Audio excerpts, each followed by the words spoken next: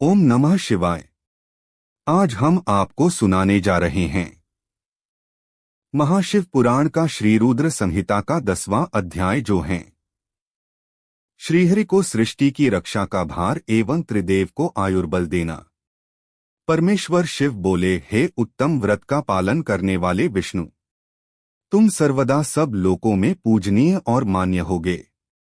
ब्रह्मा जी के द्वारा रचे लोक में कोई दुख या संकट होने पर दुर्योग और संकटों का नाश करने के लिए तुम सदा तत्पर रहना।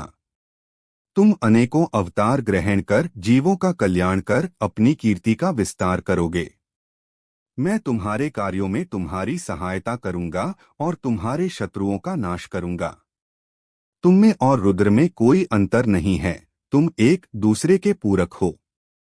जो मनुष्य रुद्र का भक्त होकर तुम्हारी निंदा करेगा, उसका पुण्य नष्ट हो जाएगा और उसे नरक भोगना पड़ेगा। मनुष्यों को तुम भोग और मोक्ष प्रदान करने वाले और उनके परम पूज्य देव होकर उनका निग्रह, अनुग्रह आदि करोगे। ऐसा कहकर भगवान शिव ने मेरा हाथ विष्णु जी के हाथ में देकर कहा, तुम संकट के समय सदा इनकी सहायता करना तथा सभी को भोग और मोक्ष प्रदान करना तथा सभी मनुष्यों की कामनाओं को पूरा करना।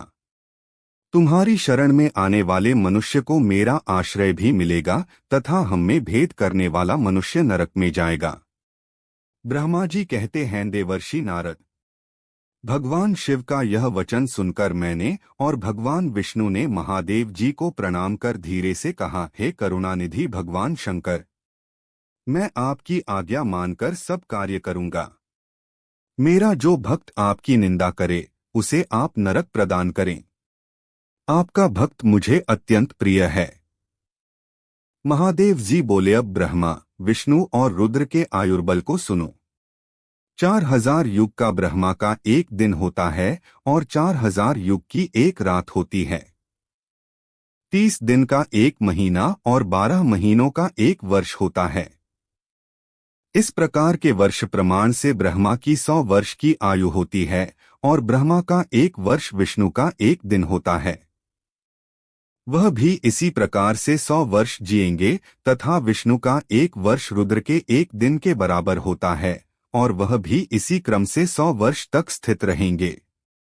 तब शिव के मुख से एक ऐसा श्वास प्रकट होता है जिसमें उनके 21,600 दिन और रात होते हैं।